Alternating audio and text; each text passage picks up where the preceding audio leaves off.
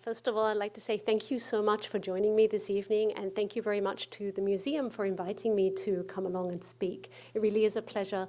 Now, I have to say, I'm sure many of you know a lot about the history of the East India Company. I'm hoping today to bring maybe some slightly different dimensions to the fore. And I've created, I have a lot of visuals with this PowerPoint. Hopefully there's something that you like in terms of helping to illustrate life in the East India Company. We can start off by just looking at the cover slide, the title slide. The image behind is actually the sales room of the East India Company House. So this is where you have the hive of activity which really dominated a lot of London's economic scene. So I thought it's a good way to sort of set the tone for today's talk. The other thing is, you notice I've noted in my title that it's the English East India Company. This might seem a little redundant, but I had to take a step back because I would quite often just talk about the EIC. And I realized actually it's supreme arrogance to just presume there's only one East India Company, right? There are many East India companies. The English were one of many to have East India companies. You have the French, the Danes, the Swedes. Even the Portuguese had a run at having an East India Company. So this is why I specify the English East India Company. All right, so let's start. Now, a little all over the place here. When I saw that so many people were coming along, I got really excited, and at the same time I got very panicky, and I said, oh, I better have notes. So I look like I'm going to play a violin, but alas, no. So there are some notes here just on the side in case I lose my way. So just bear with me with that. Okay, so what I'm aiming to do basically with this paper is to move away from the political and the economic histories of the East India Company, because I think these histories are covered very often. And quite often people like to focus on, when they look at the East India Company, the territorial acquisitions of the company, the way that it transformed from a commercial entity to a territorial and political power. In many ways, scholars tend to look at the East India Company and they say, well, actually, what you have is a company which creates the foundations for empire, the British Empire. I think these aspects are interesting, but what I want to do with this presentation is actually look at everyday life, try and look at what it would be like working in the East India Company, what you may be able to expect. So again, moving us to a slightly different dimension for thinking about the company.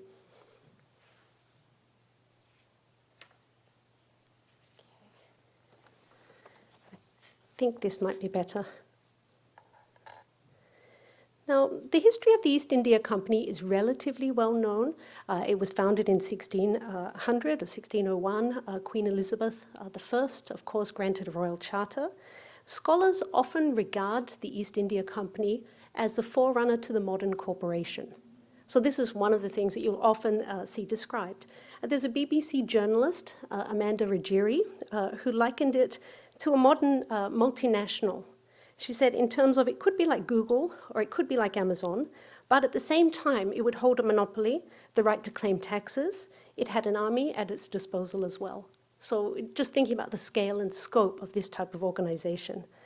It seems difficult to fathom the company, the East India Company, in this way, but it certainly was an unprecedented entity at the time. It was a new way of doing business and of establishing monopolies over new markets. As I mentioned previously, the company it wasn't created in isolation. The English East India Company came about at roughly the same time other East India companies were also created. So there was a lot of competition to move into the Asia trade in particular. Now, at its height, this company was so powerful that it was making loans to the British government. But when it ran into financial difficulties, it almost made the economy collapse as well. So again, thinking about scale and scope of this organization was really quite staggering. Now, as it was a chartered company, of course, what it also has is the support of the Crown. So this, again, gives you an added dimension. It makes it a joint project of sorts. My colleague, Peter Boschberg, has looked at this in some detail, where he says you look at chartered companies and you realize they're joint projects. You have government, socio-political elites, and the mercantile class all coming together. And this is what you really see when you look at a chartered company. When it's a joint project, it means you're sharing the risks and also the profits. What the charter also meant was you could call on the support of the crown, which is quite important. Okay, and this is the crest of the East India Company.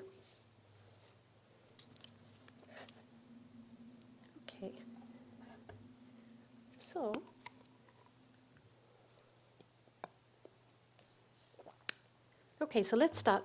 These are some of the questions or some of what I would like to address today with you. First of all, I'd like to briefly set a bit of context. Just thinking about the East India Company in England. So that's background. This is background, basically. Then three sort of key questions. How did you secure a job in the company? So how would you become a company servant, like Stamford Raffles, for instance? What impressions can we gain of journeying when we think about journeying to Asia? What was it like to travel on an East Indiaman? So we'll try and have a glimpse of that. And then what were some of the features of factory life? Because I think these are three quite important questions to ask about the everyday experiences if you were working for the East India Company. So what this does then is give us those insights into everyday life.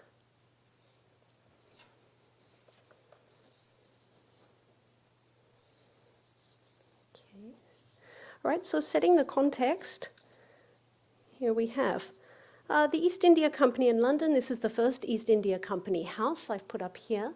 So it was then referred to as the old East India Company house because there was a new one. But basically, the wealth, okay? The East India Company became known for its monopoly over goods, the way that it brought in tea in particular, luxury goods, ceramics and spices, and of course it is intimately connected to opium, as we know, the company. So it became known for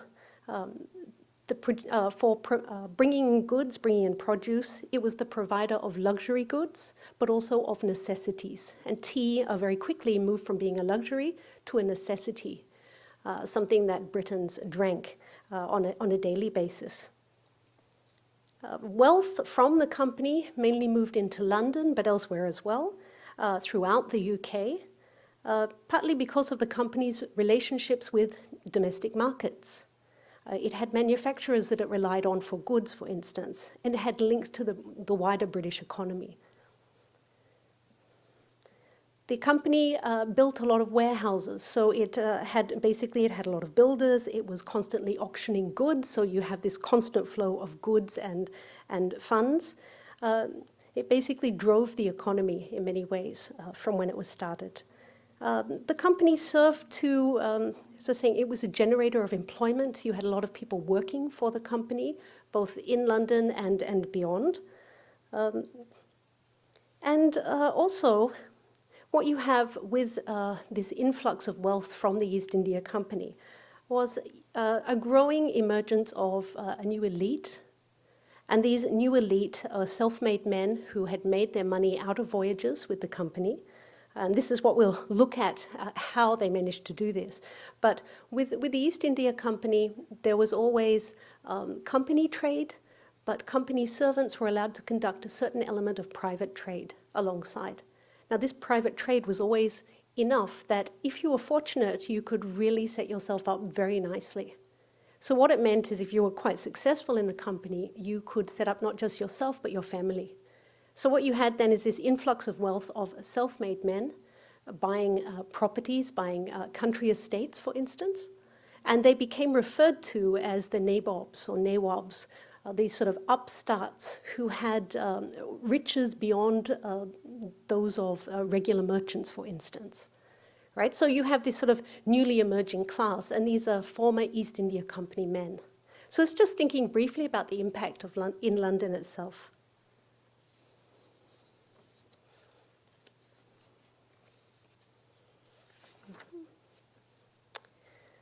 Okay, now this is moving a little bit onto shipping because shipping is quite important when you're looking at the East India Company, and of course with my tendency to want to look at things that are maritime, I can't help myself. So I thought, okay, let's look at the dockyards just briefly, not for too long. The scale here, you can just see, gives you an indication of how the East India Company would have stimulated the growth of dockyards and shipbuilding There are massive numbers of ships being built for the company throughout its history.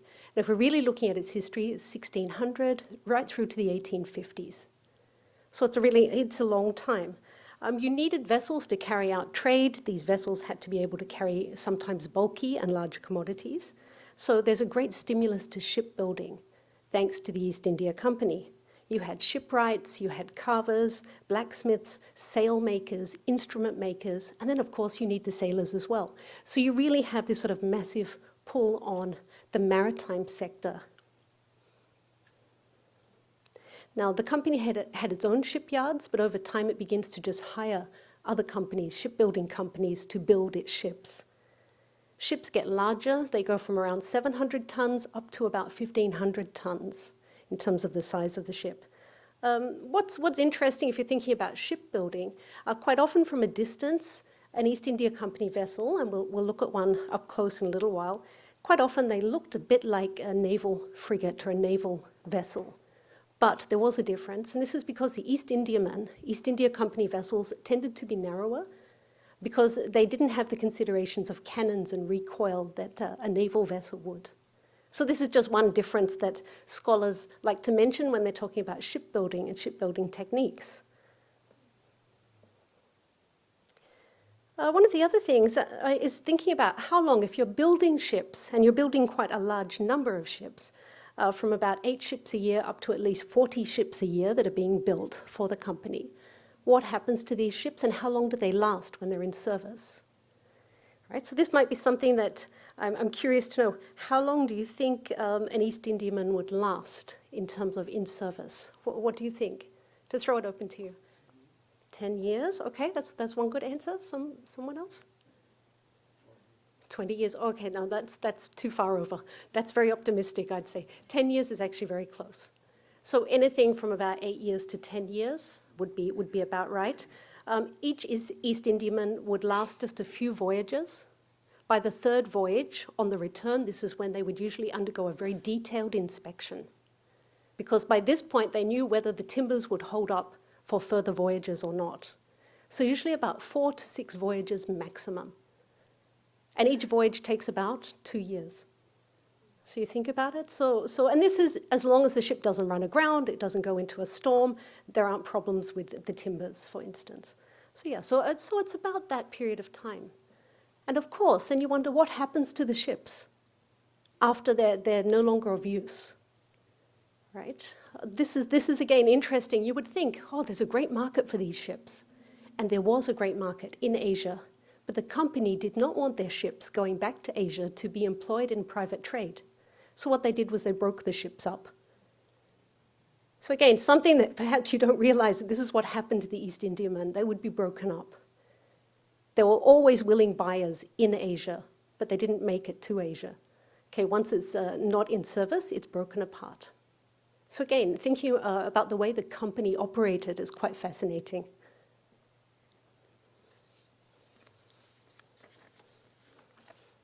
Okay, so let's just have a look. Again, this is just setting a bit of background for you. This is a watercolor. This is the new East India Company house, which rather ironically was built in the late 1700s, which is about the point at which the company goes through a series of major financial crises. Why on earth they would be building this at the same time? I think that's the company. This is why it's also known as the Honourable Company. Okay, it was rather ironic. So it's in the late 1790s that you begin to have measures being put in place by the government to try and control this company, to try and put in some checks and balances, because it had shown itself to be engaging in wildly speculative trade and unstable financially. But they built this wonderful building right around this period. And inside the building, now it's not 100% clear, but you can see this was painted inside the dome of a roof, so you're meant to be looking up at it, right, and curved.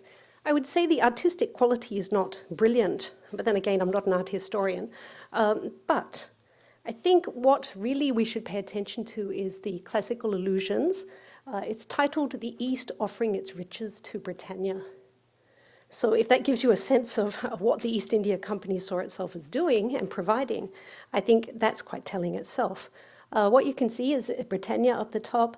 You can see Africa offering riches in a basket. China is actually here, a figure of a Chinese woman with porcelain or a jar. There is a box of tea, a chest of tea. And right through the back, you can see an East Indiaman. So the key to the East India Company's trade, the ships. Okay, there are a lot of classical allusions to commerce, to the oceans, and so forth. So it's quite amazing in terms of, you have to think of the mentality, the way that the company saw themselves, if this is what they had commissioned in their main office, their head office. So it could be inspiration for those of you who are in business. Right? Think big, think big. Okay, so let's look really briefly at one of the first voyages, just to get a sense of what the company, the way that it first ventured into the Asia market. Again, to give you a bit of background. The first voyages are actually quite tentative on the part of the East India Company. James Lancaster, and I've got his image here, he was selected to lead the very first voyage. He had 4 ships, they carried 100 cannons and 500 men. At least 100 men died during this initial voyage. So it gives you a sense of mortality rates. Basically, Lancaster was selected because he already had experience sailing to Asia, so this was really important with his first voyage. It was a 2-year round trip. He returned with spices, and in the process, what he did was set up a trading post in Banten. He didn't do so well with trading, actually, so what Lancaster engaged in was a bit of old-fashioned piracy along the way to help himself. So this is where accusations that the company was sometimes nothing better than pirates, they were no better than pirates, is actually quite true in some instances. Although they'd say, oh, it's definitely not us, it must be the Dutch, or it must be the French. But quite often the company would attack other ships, if necessary, to help themselves to whatever goods that they could then trade, for instance. And this is where they arrived. So this is just thinking about that first voyage. So it just gives you a sense. The first voyages are actually quite tentative. You're arriving at trading centers, and Banten is a great example of one of these trading centers. It was a great Asian emporium. There are many different merchant groups present within this trading center. And the British found it was actually quite difficult to sell their English woolens, which they had brought with them. So this is one of the classic problems that the company had initially, was under charter they had to carry certain English goods. And woolens just didn't sell in Southeast Asia. So you know, when woolens don't sell, what do? You rob somebody else, get their spices, and then you sell. So this is basically some of the ways that the company operated very early on. And Banten was the first place they tried to set up a base. So again, just thinking about this as the first foray into a trading venture. Of the fleet that Lancaster had, 2 ships were just laden with pepper and sent back very quickly. The ships made 220% profit on their cargo. So initially, you know, when you're looking at 220% profit, immediately you have a sense of the wealth that this Asia trade could bring to England, right? Not just to the company. And between 1604 and 1613, the company made 11 voyages just for Banten. So you can see that initial interest was really in Southeast Asia, but there was a lot of competition, of course, and we know that the Dutch were extremely strong in the region. Now, Lancaster's first voyage, and this is the part that I find quite interesting, he sets onto this voyage, they arrive in Banten, they conduct trade. Then what he does is he leaves behind just 3 merchants and a few additional men to support them to set up a factory. Now, I just thought to myself, imagine how those men felt when they saw the ships sailing off, right? Because this is not a time when you can just hop on the phone and call if there's a problem. There's no way to get home quickly. So if you're one of the chosen 3, you know you may have 2 years to wait before you'll see another English vessel, right? So it really was a great act of faith, and in some ways, a certain amount of either courage or just naivety to think that you would just stay there for a couple of years. And these factors, these very first early factors, found it very difficult. The trading environment was difficult. Of course, the weather, the conditions, they were not used to the cuisine, for instance. And then they kept being mistaken for the Dutch, which was perhaps the worst possible thing. So you have some suggestions where factors are saying, we suggest perhaps we should wear stockings, which will make ourselves distinguishable, which of course doesn't really work, but they have this feeling that they need to be seen as different.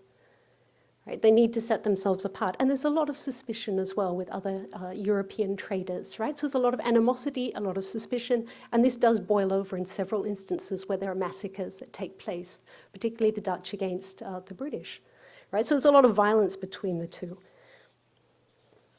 So this is just thinking about it, and part of it is captured in this extract. Okay, this is a factor in the East Indies. This is from Nathaniel's Nutmeg. I'll just leave you to read it.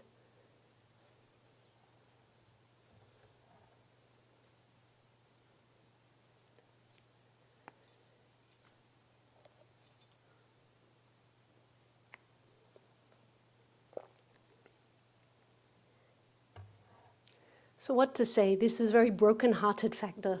He really feels that he has been left without any of the grandeur or any of the acclaim that perhaps others are receiving, that he's really in this terrible predicament. So of course, yes, life for the early factors was very uncertain. Many were carried off by illness.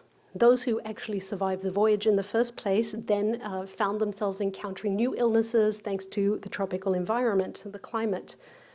In addition, they had very tumultuous conditions on the ground. As I mentioned, there's a lot of tension with other rival East India companies and other trading communities. There are many reports that come in around this time, these early decades of the East India Company, talking about factors becoming mentally imbalanced. The stresses of the work, illness, very high stress, and long isolation. So these were some of the environments in which they operated. Now, for many of these factors, the salaries were very modest, but their ambitions were high, and quite often this is what made the difference in terms of conducting private trade, or this is what drove them to continue as company servants. So while Southeast Asia was not so successful for the English East India Company, when they realized that the Dutch were just far too strong, what they did was they shifted their attention to the South Asian continent, so to India, and they found that this was much more successful for them to at first gain a foothold and then to slowly build on this. So I won't go into it in too much detail, but they established themselves in Madras, in Bombay, and they managed to secure a Bengal village of Calcutta, which would go on to become this great port. Surat was where they first had a factory in India. And I thought I'd put up this image. This is often described as the English factory. I put a question mark because in some scholarship it appears as the Dutch factory. And it's basically the same picture. So you do wonder, how does that happen? It happens because the company didn't build this. This was originally a mint. They were allowed to lease it. So a wealthy merchant allowed them to lease it. And after about 3 years, when they'd made repairs, they were told, your lease is up, the Dutch are moving in. Right? So this is often what happened. You had to cultivate favor with local merchants, with local rulers. And so the East India Company in this period, so the 1600s and into the 1700s, is actually quite uncertain with its position in the Asia trade. It's really trying to carve out a position for itself. But it increasingly focuses its attention on India as the base for its operations. And this is a wonderful picture that sort of captures something of this earlier period. And this was, again, provenance of images, I know, it's not great, but this is a photograph I took while at the Artist and Empire exhibition. It really caught my eye because here you have an East India Company officer. Look at the way he chooses to have his portrait painted. It really speaks to what the historian Christopher Bailey would call an age of collaboration, an era in which there is an embracing of cultures. There's almost an idea of the English serving an apprenticeship of sorts, of learning how a trade operates, of learning about networks and commodities. But by the mid-1700s to the 1800s, this all shifts. The company is no longer so much a commercial entity as being a political and a territorial entity in India, right? So it really capitalizes on Mughal decline. And what you have is a hardening of views and along racial lines as well. So you don't see this sort of portraiture occurring in the 1800s anywhere near as much as in this earlier period. So I just thought that was a really quite an interesting image. So here we have, now you could see this is around the 1800s. This really gives you a sense of ports. Yeah, I've just pulled this out of a world history. Our library doesn't have a copy. I'm going to put in a request. I couldn't find it in our library, so this is a screenshot. Desperation, but I think it works. This gives you a sense of just how extensive the networks are for the company, where you have main ports, and the idea that ports are all in hierarchies. You have really key factories, you have subsidiary factories, you have the networks of flows in between them. You notice Singapore is not so much mentioned here, so this is a bit pre-1819. And at any one time, you only have a few hundred factors operating in the Asia trade, but you have thousands of others, whether they're soldiers or sailors or in associated positions, right? So it's only a few hundred that are really representing the company as such. So let's move on to 1800, and then I'll just delve into the three questions that I had. By 1800, you've got the company as both a territorial and a political power. So this is one way to look at it. It has a vast network, as I just featured, where you have factories and subsidiary territories. You have a very regular route that ships begin to follow. So whereas in the 1600s and even into the 1700s, voyaging was a bit uncertain, by 1800 you had a pretty good sense of which ports you would stop at. So there is a real routine to where you stop if you're being sent from London to Calcutta, for instance. You have a much better sense of which routes are preferred, which ports are preferred for certain commodities. So it's a much more certain environment. It's still, there are still risks, of course, but there's much more certainty. And then what you have is a very extensive staff. So the company has really grown to, I think, perhaps its largest extent. The EIC numbers really peak. Scholars start to estimate it, and they say, looking at the company, if you're beginning to look at those who are on the sea, those who are on home, those that are connected in domestic trades, and you begin to take some of the armed forces into consideration, you're looking at 90,000, 100,000. Then you have the East India Company Army, which is another mass again. So you're really looking at very massive numbers that are one way or another connected to the company. So this is Hugh Bowen that tries to run out the estimates, looking at domestically and beyond. So this comes to a good question. Let's take a step back. So I've talked about voyages, I've talked about factors. How did you find work in the company? This would really be the question, right? Who did they employ? How did you get employed? Of course, they have a lot of staff. You have a lot of staff that are hired on really temporary basis. So if you're guarding a warehouse, for instance, or you're working on the docks, you may be much more on a contract or hired on even on a daily basis to pack goods, for instance. But those really elite positions, that's something else. If you were to become a writer, which is, of course, when you're thinking about how most would want to start, would be as a writer, you needed a personal recommendation from one of the company's directors. Now, the interesting thing is, of course, directors had a certain number of recommendations they could give every year. Okay, this is where you can imagine it is open to all sorts of corruption, all sorts of distortion. Parkinson, who wrote a really classic work called Trade in the Eastern Seas, which was published in the 1930s, said that it was really admirably suited for any corrupt purpose. So this was his assessment. I thought, actually, I think he's got something. Because basically directors had a certain number of candidates that they could nominate. And usually it's the son or the friend of an acquaintance, but there was no real rigor in checking whether they had aptitude. Or if the candidate who was interviewed was in fact the person who started work with the company. So can you see how there can be problems there? So I was thinking about that and I thought, oh, you might just have someone that interviews really well and then you just put in your less remarkable son into the position, right? These are some of the things that happened. And some directors were much more blatant. What they would do is simply advertise that they had recommendations that you could then purchase. So again, this whole process of, it's not like the present day where you send in your CV and see how you go. You really needed to know somebody and to be recommended. And it's generally the middle classes that were hired. Now, one of the other really fascinating aspects was, okay, so if you're hired as a writer, you serve an apprenticeship, how could they guarantee that you actually stayed with the company, particularly if you were sent to Asia? Because it's really tempting to just set out on your own and to really launch into business, for instance.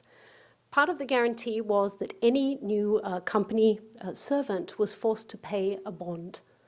The bond at the time was between £200 and £500, so this is around the 1800s. Estimates now, that's around £30,000. So this is really massive amount, and usually friends, families, and others would have to come together to put together this bond. So basically, the idea was then, it was a great deterrent, right? If you wanted to go off and do something else, you knew that the penalty would be extremely high on the family. So again, this is something to consider, because quite often there are accounts where someone will start with a career in the company, and then once they come into money, they abandon the company very quickly. The good example is James Brooke, who becomes the first Raja, the White Raja of Sarawak. He started with the East India Company, only lasted a little while because when his father passed away, he came into a lot of money. So he bought himself a ship and went off, and you have the White Rajas of Sarawak as a result. So basically, he could afford to leave the company and have financial independence. So this is something that company servants sometimes looked for. So what made the company an attractive option for work? Because I've just talked about the voyages being a bit uncertain, risks at sea, life, at least some of the dangers of being very isolated in a factory. One of the big attractions was the idea that you could conduct private trade. And it really could be quite lucrative. The other aspect was company life often became family life. So a father would be in the company, then his sons would also be in the company, and it would set up the entire family in terms of employment and sustaining the family in terms of wealth.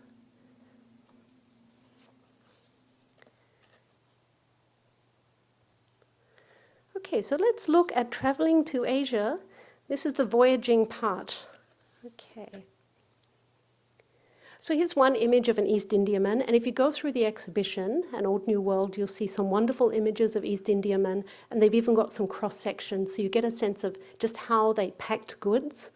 I mean, one of the big concerns for East India Company vessels was how many cannons could you carry as opposed to how much cargo? Because you wanted to be able to defend yourself, but not too much, because you needed to stack in the cargo, right? So there's always this tension. So this is an East Indiaman, just sort of a classic East Indiaman. As I mentioned, it can be used maybe up to 6 voyages. Early voyages, and actually many voyages, could be arduous and quite often precarious.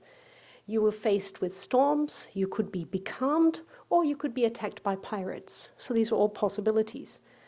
Ships were battered with high seas, and quite often supplies would run low. A round trip to the Indies could take up to 18 months, often much longer, just depending on the weather. So for a ship to be traveling around the Indies and trading and then returning, it could take anywhere from 2 to 5 years. So it just depended on the particular voyage. So over its entire history, the company had 4,600 separate sailings. Only 231 of these sailings ended in disaster, where you have vessels being reported wrecked or damaged. You have a number that just disappeared at sea, so about 30 disappeared at sea, most likely falling victim to storms. So you do have an attrition rate. You also have instances of ships catching on fire. And this is something we can relate to in terms of thinking about Stanford Raffles and his experiences when he was leaving Southeast Asia and the Fame catching on fire. Right? So fires definitely were also a concern.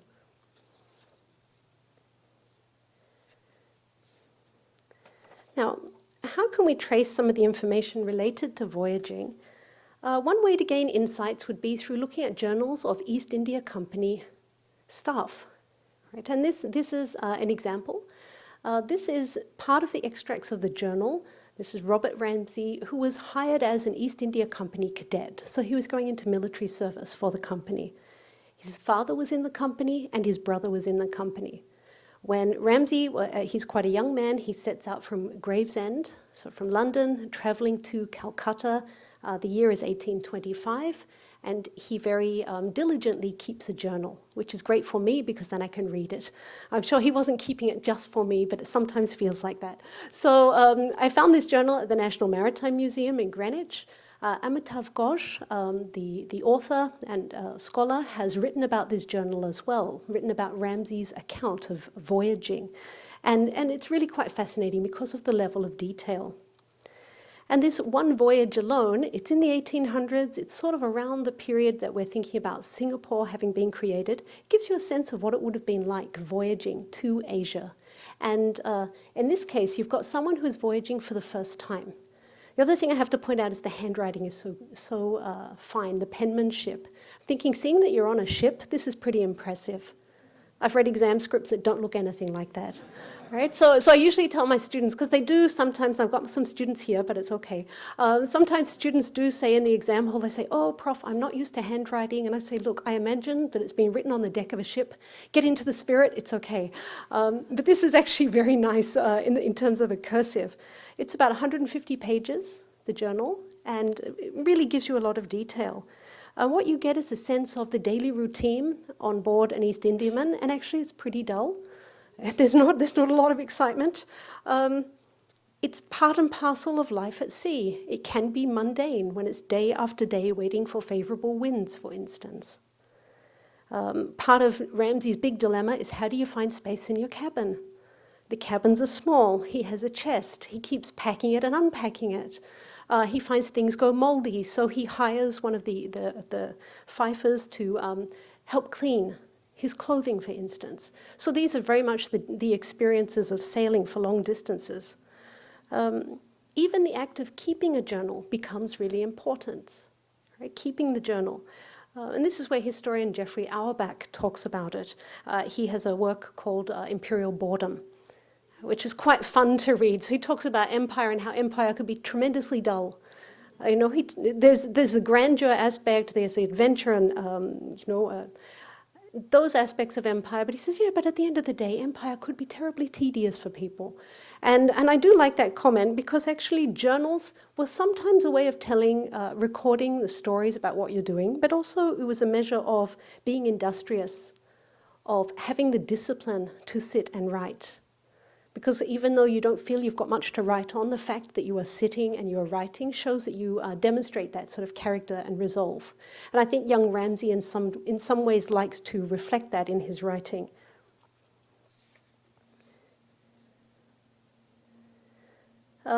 Ramsay talks about all sorts of different things, unremarkable days, threats at sea where they saw sails that they didn't recognize and they were told to get their weapons ready, but alas, nothing happened. The loss that he felt when a fellow cadet died during the voyage, and this was a young cadet who was just starting out with the company and had actually boarded the vessel in London unwell. And he said, and that lament that the family should not have encouraged him to go because he just worsened as the voyage continued. And then he talked about passengers experiencing severe seasickness and how some of them resolved, and these were paying passengers on an East Indiaman, they would just get off at the Cape and wait for a ship to take them home. They'd already had enough, right? So this was quite interesting. Part of Ramsay's preoccupation was preparing himself for ports of call. So preparing for ports of call, what he would do is look at which port he would be stopping at, and he would try and get hold of things like newspapers, anything he could find from other crew, other members on board the ship. What he would try and do is work out who was based at which port and whether he knew any of these names or whether he recognized them. Because then you would have a list of who you should go calling on, who you should say hello to. So who do you make yourself known to whenever you're stopping? He would try and get hold of newspapers and scour them for details of appointments. Once again, people who may have known his father or who may know his brother, that he could then also leverage in terms of an introduction. So it really shows you in some ways, just through one journal, how much the company was about personalistic connections. It was very much about who you knew. And that really dictated a lot of your movement within the company. A parallel would be thinking about Stanford Raffles and the way that he writes very frequently to a number of influential figures.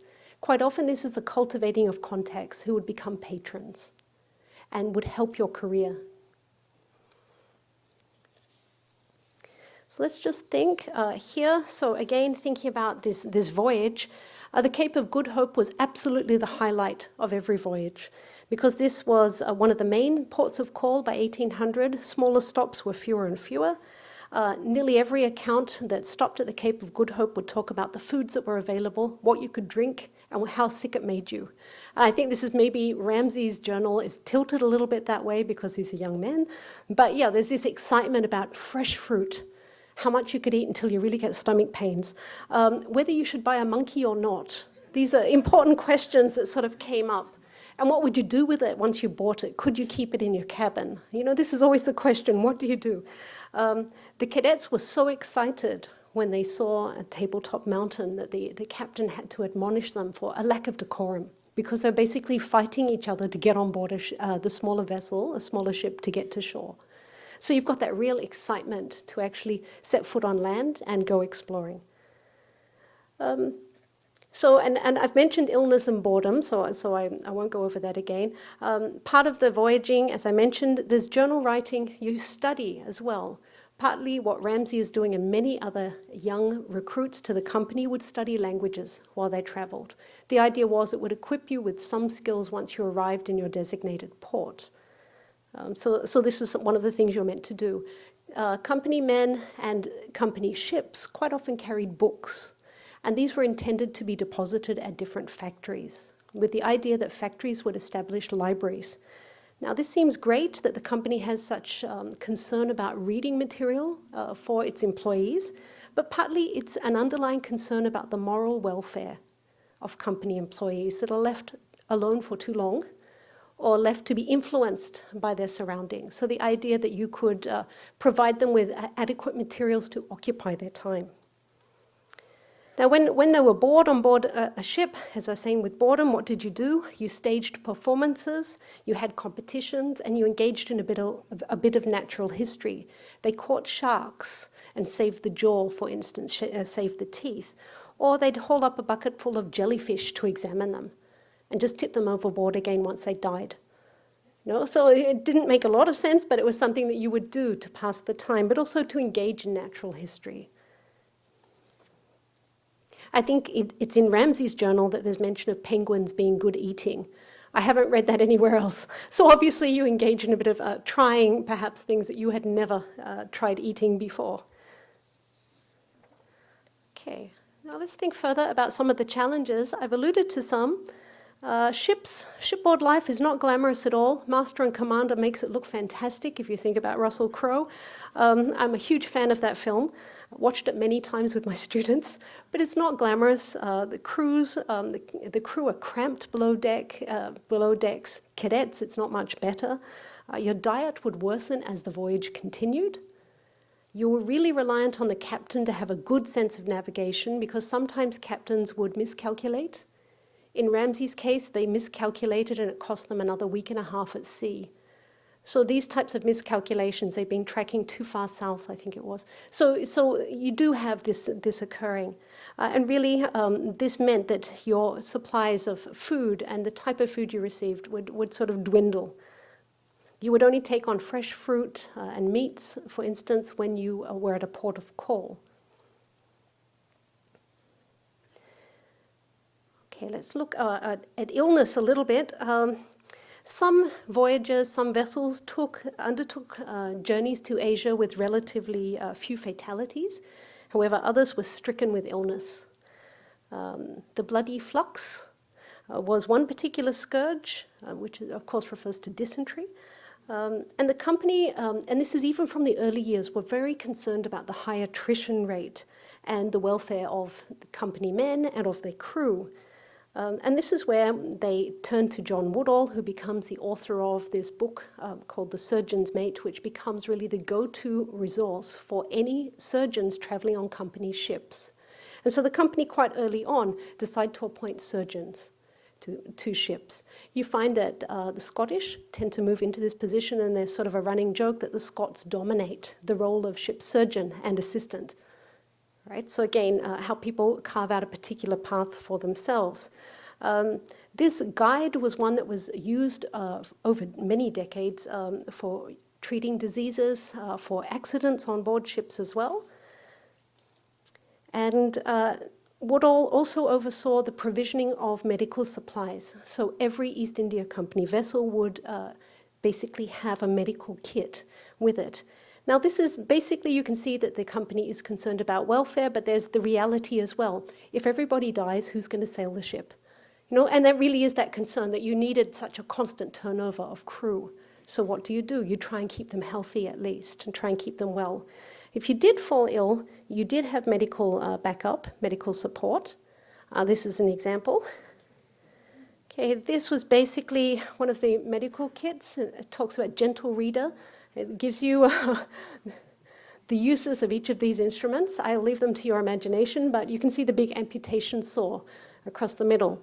Now this photograph, this image is from an exhibition actually, the Maritime Museum in Perth had this on display, and it was a whole exhibition called Tough Medicine.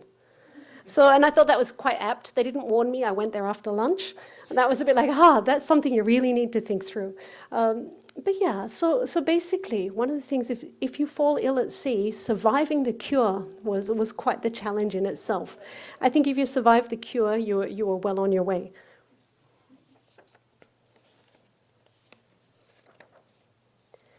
And that just points me to thinking about mortality in general.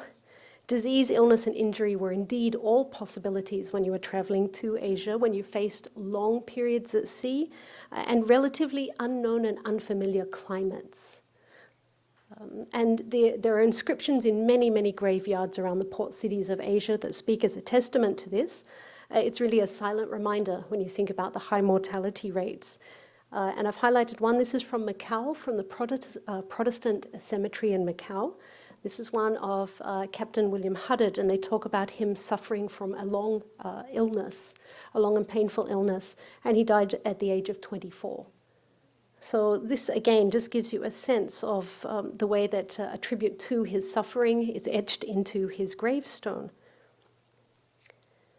What it might also make us think about is how long did it take for you to adjust to life in Asia and in the service? It was believed that it took you 5 years to acclimatize, but many company servants only lasted 2 seasons, only survived through 2 seasons. So you're quite lucky if you lasted 2 monsoon seasons, actually. It also brings to light the notion of promotion. How did you get promoted? Quite honestly, in some cases, it was just a matter of outlasting your fellow cadets.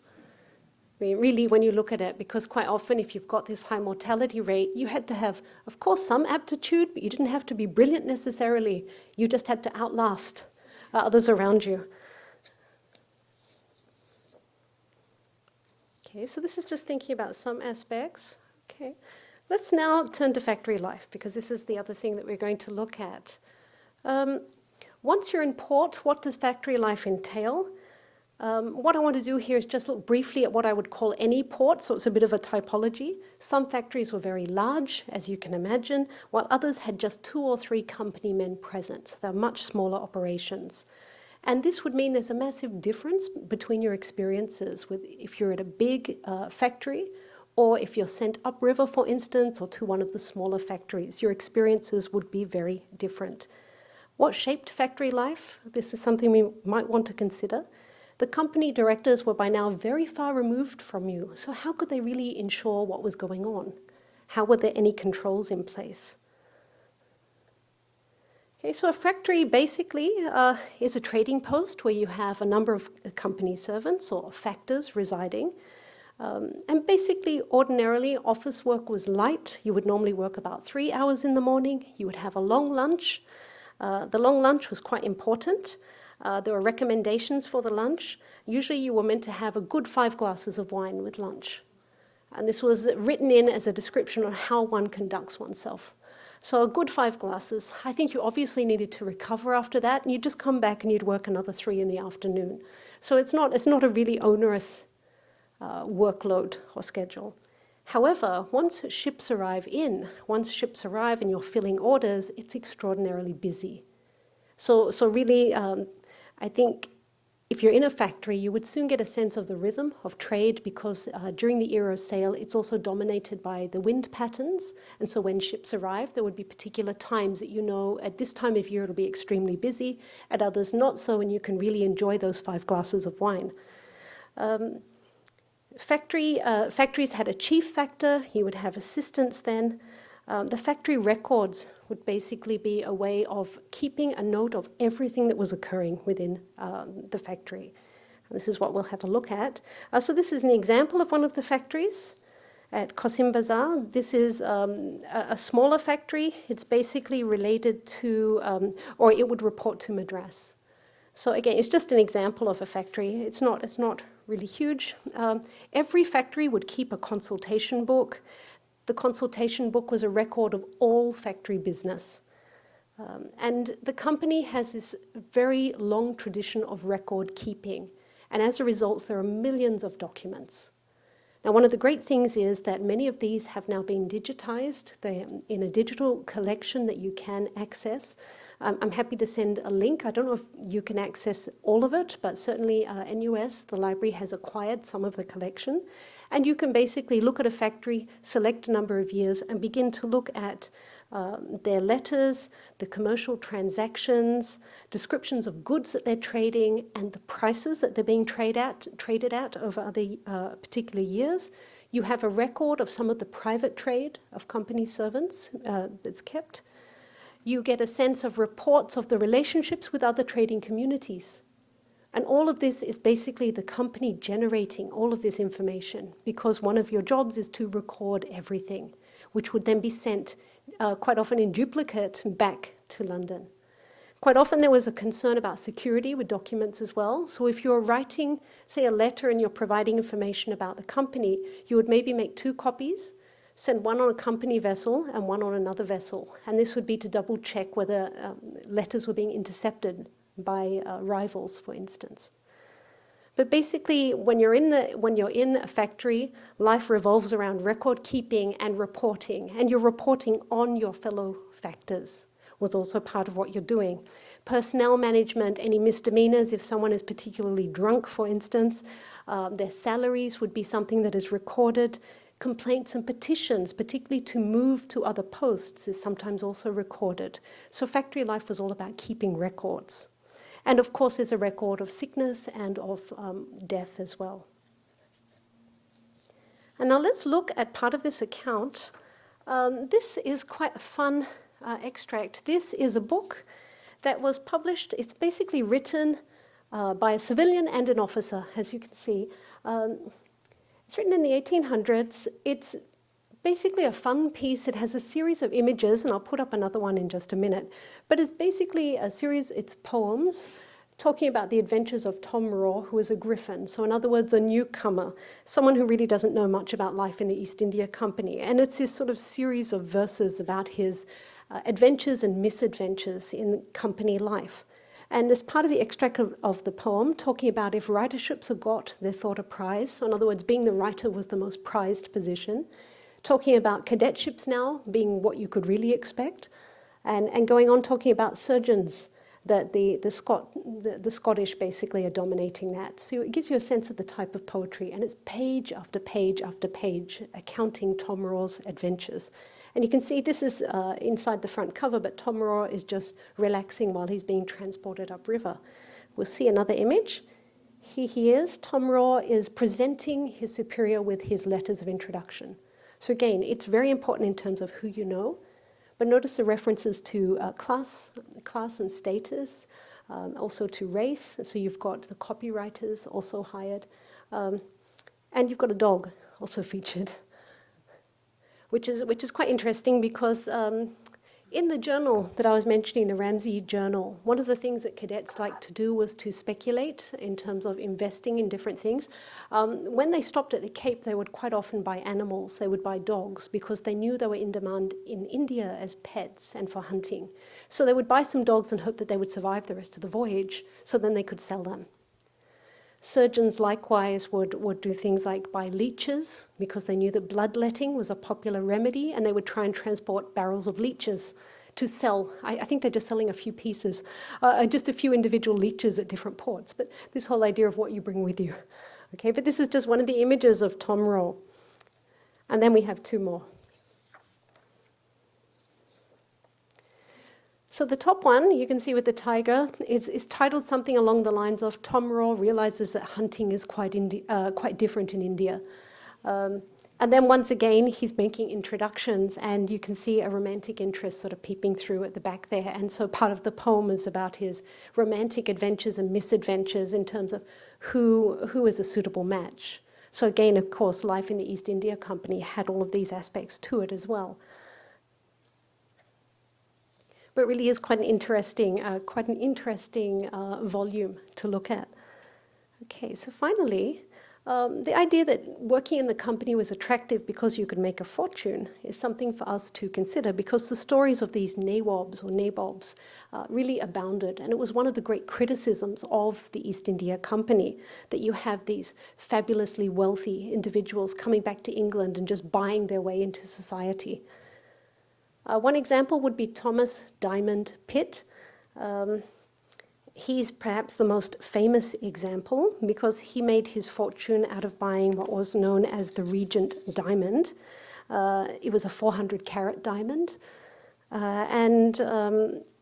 Basically this didn't only set up his generation, but it's 2 or 3 generations of his family. So you've got Pitt the Elder and Pitt the Younger. This is the original Pitt that basically established the family as one of the big names in the UK.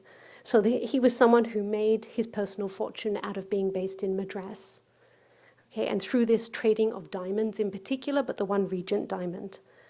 There's another example, which I don't have an image of, the cartoon I'll address in a minute, but there's an example of a company man called Richard Wickham, who was based in Hirado. So this was a factory in Japan that was only open for a relatively short amount of time. It just wasn't a successful venture. His salary was never more than £50 annually, and yet when he died, he left an estate of £1,400, and this is within the space of just a couple of years. So immediately the company just tried to impound everything and investigate. And what they discovered was, although Hirado as a factory didn't do particularly well, Wickham was quite astute at business. So he was doing a great private trade, even though the factory was not flourishing. Right? So this is where you get the idea that personal fortunes could be made. And the cartoon that I have included here is one of Hastings, Warren Hastings, who was held up as really everything that was wrong with the East India Company. And he was impeached. There's a very famous impeachment that takes place in the late 1700s. And they have him on a throne as a nawab, and basically you have members of parliament and even members of the royal family groveling around to collect whatever coins and whatever jewels he decides to offer them. So it's a great criticism of these excess of riches and greed that the company was often associated with.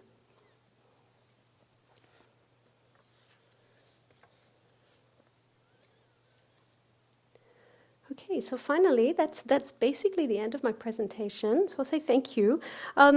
Basically, what I've tried to do with this presentation is to share some insights into life in the East India Company. As I've been working on this, I've realized the more I get into it, the less I know. I think there is really a case for a book to be written on this, and there's something that I'm really hoping to develop further as a project, because the only work that I could find was Parkinson's work, which was written in the 1930s. So I'd say it's high time for an update, right, for someone to revisit it. And that's something I'd really like to do. I think journeying on East Indiaman, of course, was risky in the 1600s. By the 1800s, it's not as risky, but it's certainly not comfortable. It is a long voyage still. And what we're fortunate to have is this great tradition of record keeping within the East India Company, which has allowed us to have a sense of what life was like in the company, what it was like traveling around the region. And what I think this presentation should help us do is to reflect perhaps more on the connections to Singapore, right? Partly because I've not really mentioned Singapore much, which was deliberate, because I think we all know Singapore was an early East India Company base. We think about Stamford Raffles, but what does it mean for him to have been a company man? So I'm hoping what I was talking about today and the stories that I've shared might give you a better sense of what it meant to have a job in the company, what you could have expected, and as I was saying, what it means to have been part of the world that was inhabited by Stamford Raffles and other company men. Okay, so I'll finish there. Thank you.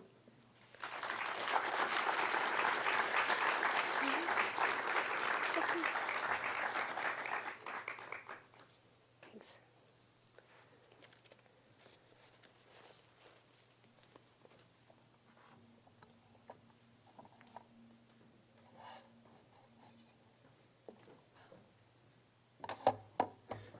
I think we're ready for questions.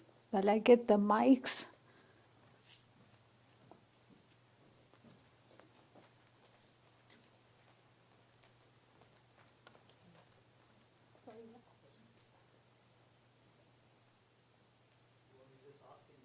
I think so, and I can repeat it. I think they're going to run out with the microphone. Maybe in terms of the hierarchy between a factor versus a commander, what is the relationship and who mattered more? And then the second question was, why was Thailand never part of the trade on any of the East India companies? Okay, these are really great questions, and these are things I'm going to have to think about. So factor and commander, I think definitely, well, there is a hierarchy between the two. The commander quite often had an investment in the voyage as well. So if you were the commander of a ship and you had a successful voyage, you'd say just one voyage would be enough to set you up for life. So I think the commander of the vessel could definitely dictate in terms of sailing times, turnaround times, what was happening. The factor was much more having to answer to, in some ways, in terms of are goods prepared, are goods ready, the condition of goods, for instance. That's something I think I'd have to go into, I'd have to read more to really get a sense of the dynamic. But yeah, I think the commanders definitely could exert a fair amount of control over the sailing of the vessels. And definitely, if you're thinking about the factory, this is why, as I mentioned, factory life had its own routine until ships arrived, and then they just scrambled. So this is partly the dynamic of the company wanting that turnaround very quickly, and the commanders being the ones who could dictate that. And then you mentioned Thailand. Okay.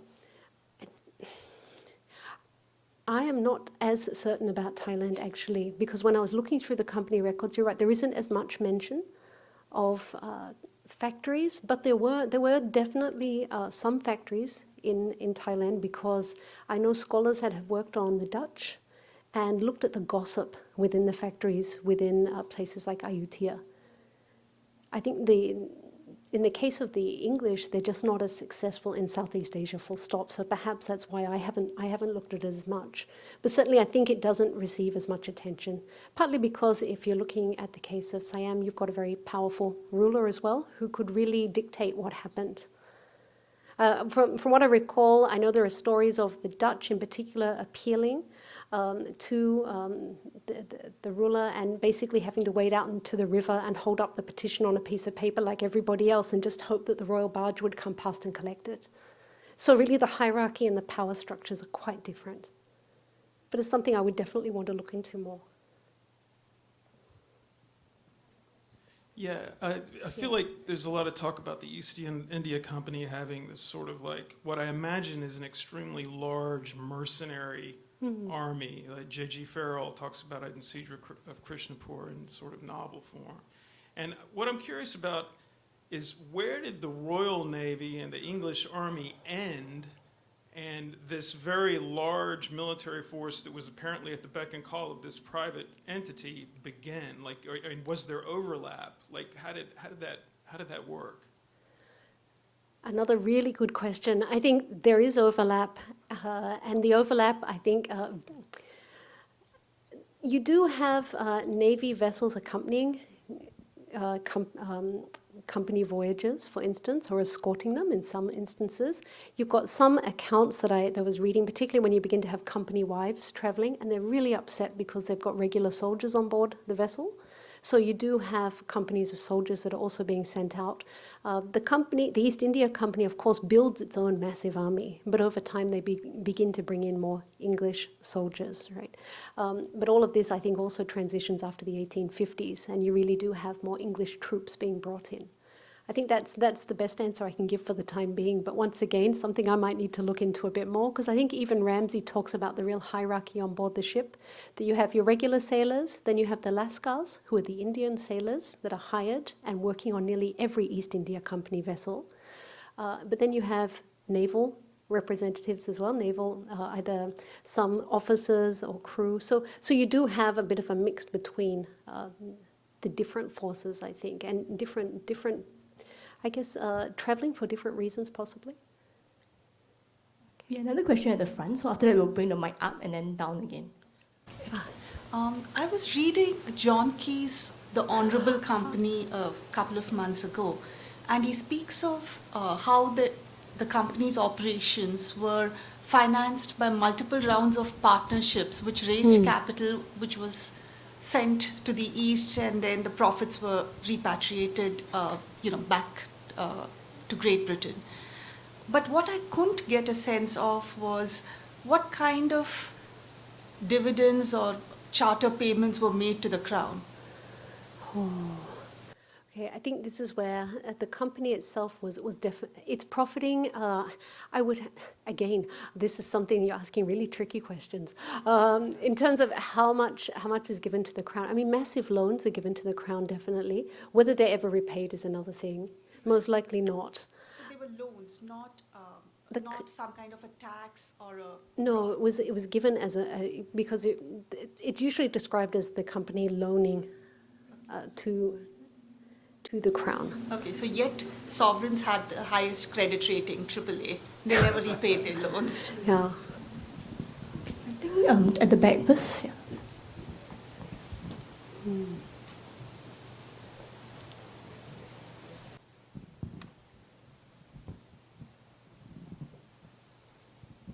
Thank you.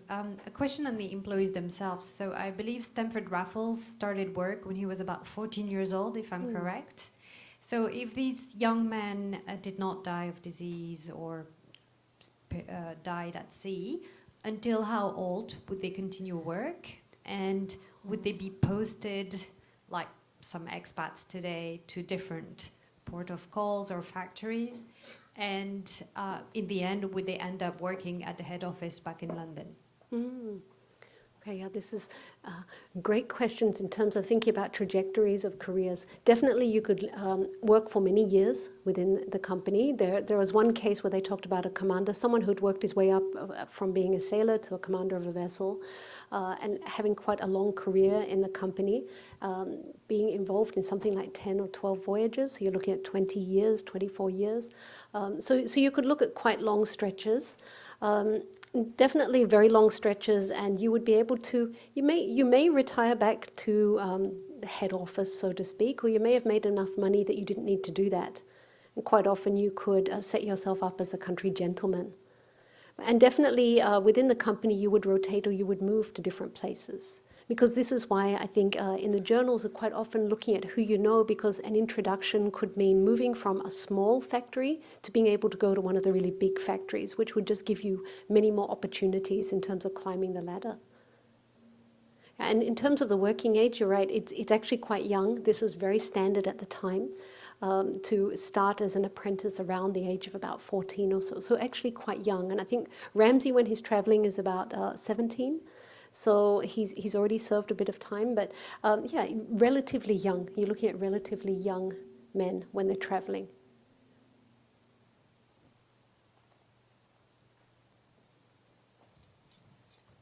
I think this gentleman. I think he raised his hand. I'll just pass it to him first, and then here, and then. Thank you for the very informative talk. I'm really interested in the personal life of the sailors. So, in comparison, maybe with his Royal Navy counterpart, was it a good alternative, or was it even better to be a company sailor, company cadet as compared to a Royal Navy or Army cadet? Oh, this I haven't really investigated too much. I have to be very honest. Usually when I'm evaluating this, I'm saying, would it be better to be a pirate or to be in the Navy? Because I teach a course on piracy. So I go through and break down what the trajectories would be, and a pirate's life tends to win out.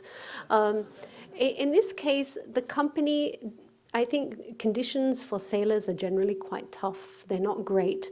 Career progression is not fantastic. This is why it's quite rare instances to go from being a sailor to being a commander. It's quite exceptional because you also had to buy your way to a particular posting. So I would say progression in the Navy, although the Navy was much harsher in terms of discipline, and you could be pressed into service, which is the other aspect. Career progression, at least there was a sense that there was a hierarchy and you could possibly progress through the ranks. I don't think it's as clear in the company, because when you're looking at sailors and crew, they're quite replaceable. They are a bit expendable in some cases, and that's why on board a lot of ships you've got the Lascar sailors as well. And the Lascar sailors are Indian sailors who are recruited regionally. They're seen as a cheap alternative. They're generally treated very differently from the rest of the crew. So that's something I've looked at a little bit more. Generally, they're made to have lights out at 8 o'clock. Everybody else can stay up later. I'm not quite sure why, but they would make sure they were all basically in whatever cabin area they were assigned to, and they were forced to go to sleep early. There is this concern about security and safety if you have these sailors on board, that they may cause problems, basically. Okay, thanks. You're all giving me good questions of what else I need to work on. As I was saying, the more I read now, and these questions, you could have been giving these talks, this talk, I think. Thank you very much for your talk tonight. In the book, Nathaniel's Nutmeg, one of Lancaster's sailors, they were pretty naive, but they learned pretty quick the value of the cargo that they were transporting. And in the case of nutmeg, from the Nutmeg Island in, I think it's Banda Island in Indonesia, they could just take a pocket full of nutmeg, and if they could secure that back to England, they could make a fortune.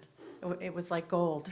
But somehow that I believe originally was a Dutch territory, but then it became an English territory because it was involved in the trade in the New World. The colony of New Amsterdam was traded, and that's how New York became British. And I wondered if you knew that story, and you know what the background of that story was. Well, I know part of the story. I've also read some of Nathaniel's Nutmeg, which is a great account, actually, of those early East India Company voyages. Definitely there's a lot of negotiation that goes on between the different powers. So yeah, I think that story is great in terms of thinking about, the other aspect is the riches that you could make. There are all these sort of fairly apocryphal accounts about checking that company men had their pockets sewn up, so you couldn't actually sneak things into your pockets and therefore go off and sell it. Whether this is really true or not, I'm not sure, but you're right. A small amount of some of these commodities could really set you, well, at least give you a nice addition to your income. And definitely this whole idea of securing certain commodities or certain trade routes in exchange for other territories is something that the East India companies all engaged in and negotiated. I mean, part of the reason the chartered companies, they have the ability to negotiate at this type of level in terms of almost acts of statecraft when you think about it.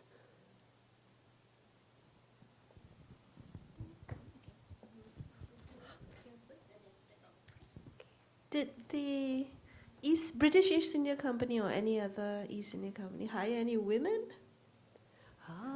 Okay. There isn't much mention, actually. There are definitely company wives. So there are women that are traveling because their husbands are in the company. There isn't so much discussion that I have come across to this point of women specifically hired.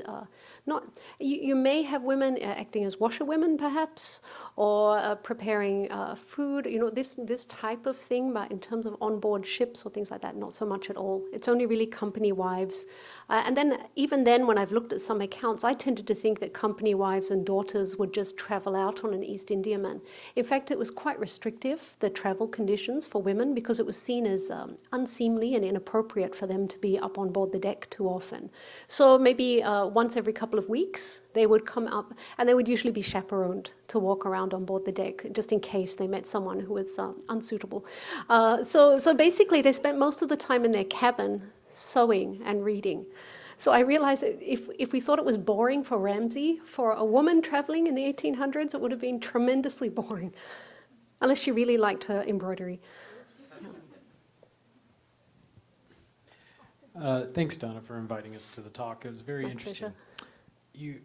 At the beginning of your talk, you talked about shipbuilding, and you know me. That's probably I'm very interested in the military aspects of this. And one of the things I thought about was naval stores.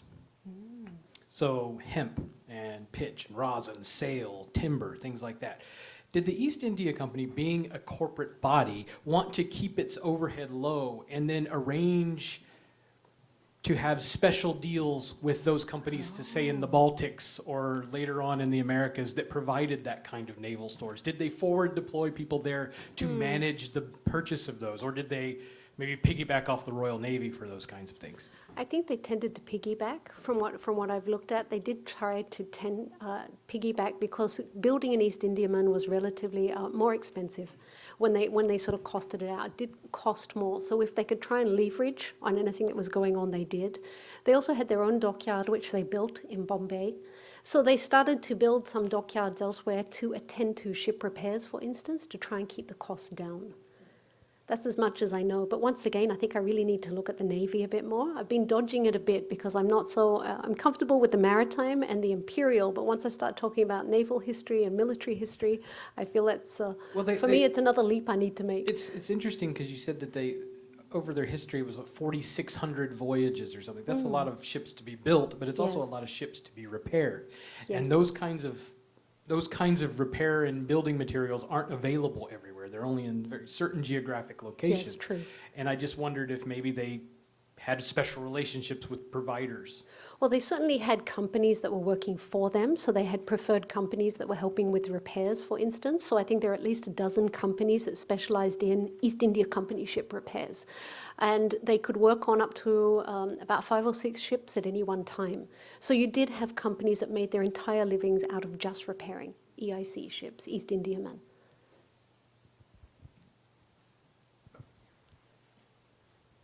Yeah, you're right. The questions are amazing, aren't they? This Yes, is such they a are. knowledgeable audience. I know, I think we should have maybe another session so I can answer some of them properly. Just really a couple of observations and one question.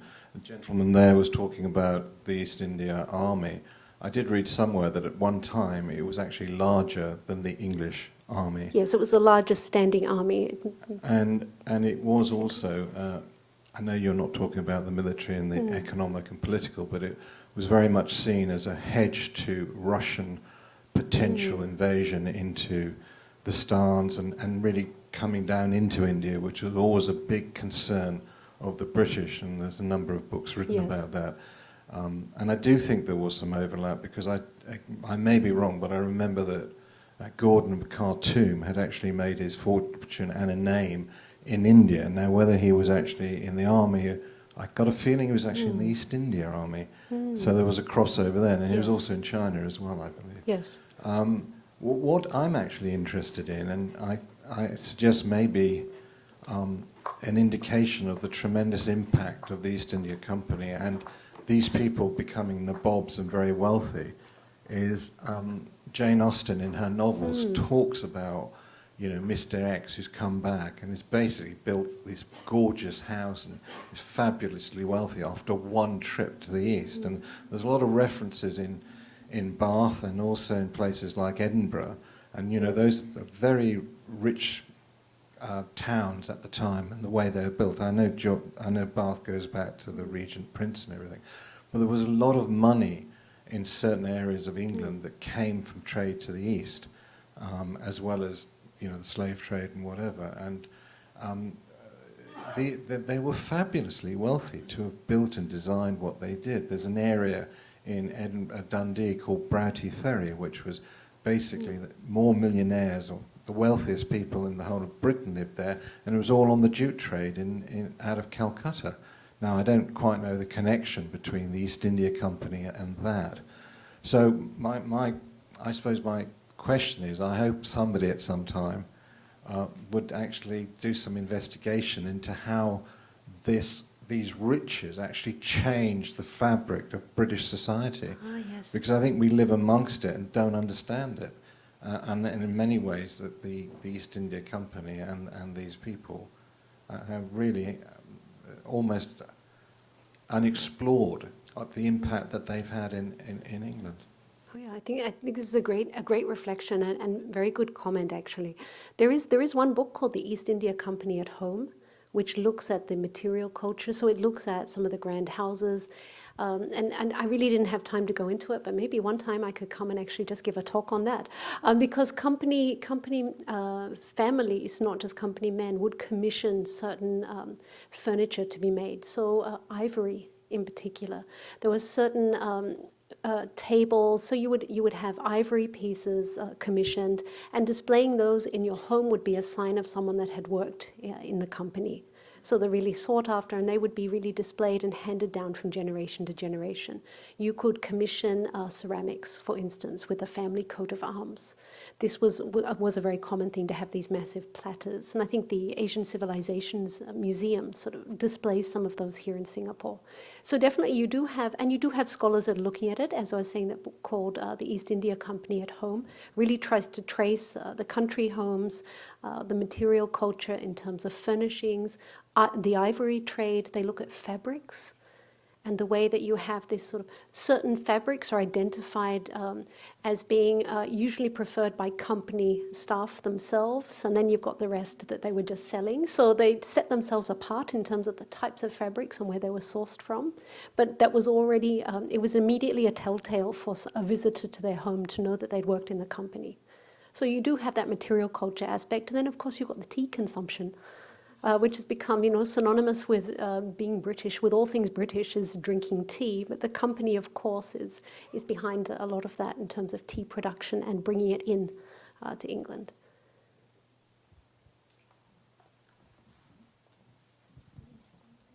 I think I'm okay, but I think everyone's been here for a long time.